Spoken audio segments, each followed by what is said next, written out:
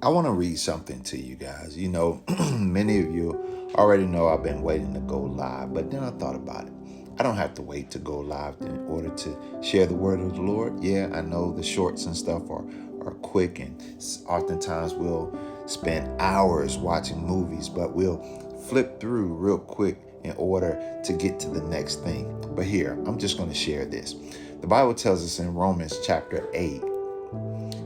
I'm going to start at verse number 9. He says, but you are not controlled by your sinful nature. He said, you are controlled by the Spirit if you have the Spirit of God living in you. And remember that those who do not have the Spirit of Christ living in them do not belong to him at all. Think about that. Many people are saying that they are believers in Christ, but yet and still there's no demonstration or anything that even looks like God. So here we go. Next verse, it says this. It says, verse number 10, it says, and Christ lives within you. So even though your body will die because of sin, think about that now. The Spirit of God, the Spirit gives you life because you have made right with God.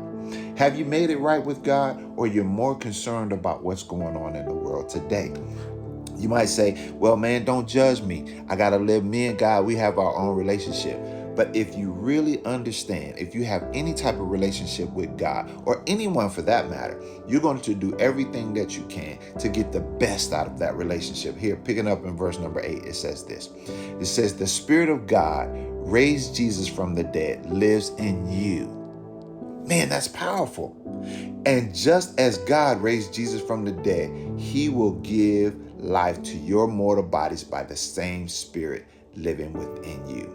Therefore, dear brothers and sisters, you have no obligation to do what your sinful nature urges you to do. Man, you have no obligation to do what your flesh, even though you know various things. Nobody's perfect. You know, we say it all the time. Nobody's perfect. We all make mistakes. Yes, I understand that. But you have no obligation to continue to use that excuse to allow your flesh to take over your life.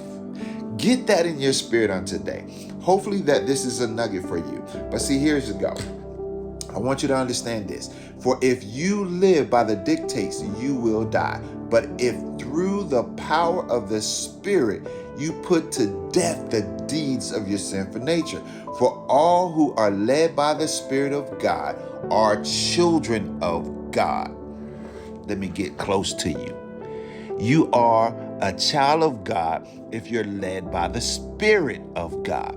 But if you're led by your flesh, he says, so you have not received the Spirit that makes you fearful slaves.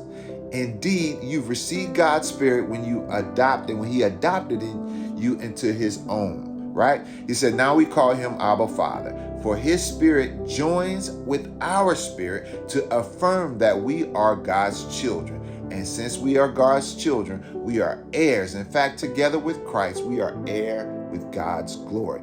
But if we share with him, we should also suffer with him. Yet we suffer now. It says, yet what we suffer now is nothing compared to the glory that will be revealed for us. I didn't mean to stay on here that long because I know many of you, your attention span is not that long. But I wanted to give you something to encourage you today. I've often said you got to remember who you are. Remember who you are in Christ Jesus. Don't allow your flesh to be more dominant than your spirit that lives within you. No longer can we utilize the excuse of, well, God knows my heart. Let's grow up, right? It's time for us to put our big boy pants on, our big girl pants on, whatever the case may be. It's time for us to truly dig in, because what's coming, we're going to need everything that God has ordained for our lives. I love you. You can do nothing about it. Until next time, hey, if you want more of this, please do me a favor. I know it's at the end. If you stayed this far, subscribe to my channel, share with others, and let's get about our Father's business. Let's do ministry together. God bless you. Bye-bye.